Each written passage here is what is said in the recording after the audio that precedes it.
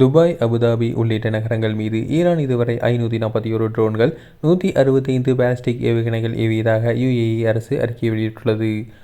நேபாளம், பாகிஸ்தான், வங்கதேச நாடுகளைச் சேர்ந்த 3 பேர் உயிரிழந்தனர் எனவும், இந்தியர்கள் உட்பட 15 நாடுகளைச் சேர்ந்த 58 பேர் காயமடைந்ததாகவும் தெரிவிக்கப்பட்டுள்ளது.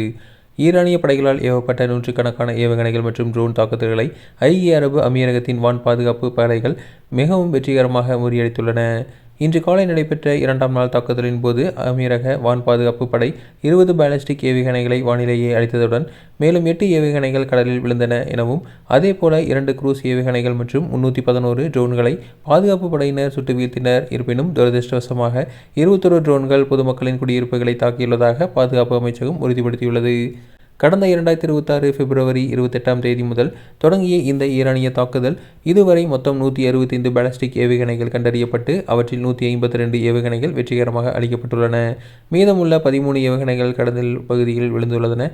மேலும் ஏவப்பட்ட 2 குரூஸ் ஏவுகணைகளும் முழுமையாக தகர்க்கப்பட்டன. ட்ரோன் தாக்குதல்களை பொறுத்தவரை இதுவரை கண்டறியப்பட்ட 541 ட்ரோன்களில் 506 ட்ரோன்கள் இடைமறித்து அளிக்கப்பட்டன. எனினும் 35 ட்ரோன்கள் நாட்டின் நிலப்பரப்பில் விழுந்து வெடித்ததில் சில பகுதிகளில் பொருள் சேதங்கள் ஏற்பட்டுள்ளன என தெரிவிக்கப்பட்டுள்ளது. இந்த தாக்குதலின் விளைவாக பாகிஸ்தான், நேபாளம் மற்றும் வங்கதேசத்தைச் சேர்ந்த 3 பேர் உயிரிழந்துள்ளதாக வருத்தத்துடன் தெரிவிக்கப்பட்டுள்ளது. மேலும் ஐக்கிய அரபு அமீரகம், இந்தியா, இலங்கை, எகிப்து, பிலிப்பைன்ஸ் உள்ளிட்ட பல்வேறு நாடுகளைச் சேர்ந்த 58 பேருக்கு லேசான காயங்கள் ஏற்பட்டுள்ளன. வான் பாதுகாப்பு அமைப்புகள் ஏவுகணைகளை இடைமறிக்கும் போது சிதறிய பாகங்கள் விழுந்ததில் சில சிவில் கட்டடங்கள் சிறிய மற்றும் நடுத்தர அளவிலான பாதிப்புகள் ஏற்பட்டுள்ளன என தெரிவிக்கப்பட்டுள்ளது.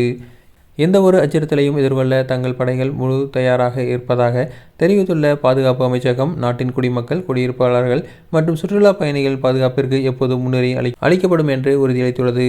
மேலும் பொதுமக்கள் அதிகாரப்பூர்வமற்ற தகவல்களையோ அல்லது வதந்திகளையோ நம்ப வேண்டாம் என்றும், அரசு வெளியிடும் அதிகாரப்பூர்வ செய்திகளை மட்டுமே பின்பற்றுமாறும் அமைச்சகம் கேட்டுக்கொண்டுள்ளது.